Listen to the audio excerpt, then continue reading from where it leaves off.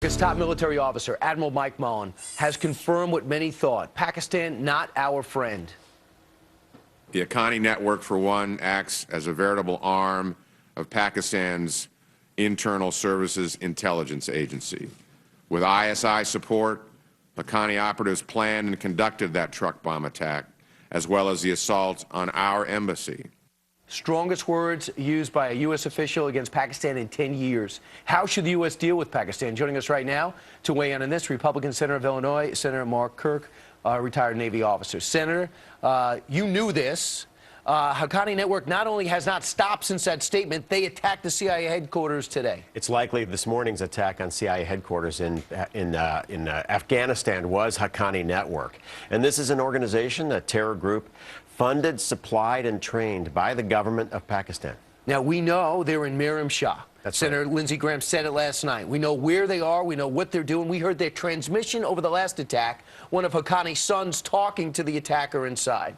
Would it be would you support a hit on their network inside Pakistani borders? I would. I think we should have U.S. drone strikes against the Haqqani Network, especially at their headquarters in Miram Shah. Troops on the ground. Would you license special forces to go in? Would you back that if that came to your knowledge? I think troops on the ground would be too extreme, because then you might be engaging the Pakistani military itself. But the Haqqani leaders should fear us, and we should be cleared hot for rolling in on their targets. They've been described as the Sopranos, like mobs. They run this thing like a mob, somewhat separate from the Taliban, although they have the same beliefs. That's right. They also extort money from the United States itself by offering protection rackets to protect U.S. development assistance projects, especially the building of the big ring road around Afghanistan.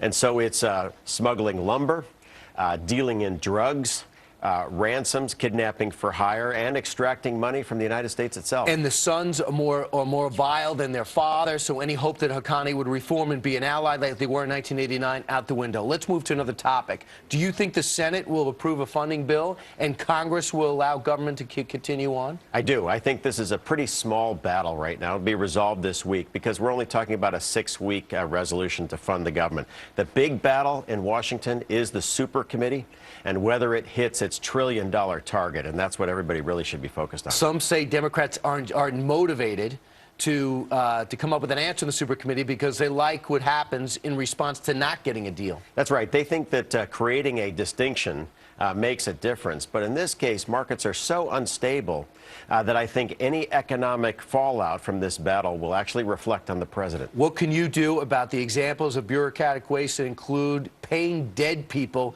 tens of millions of dollars? We're still making up benefits that people have passed away. I think we need to slow down the U.S. spending machine and increase the oversight of Congress.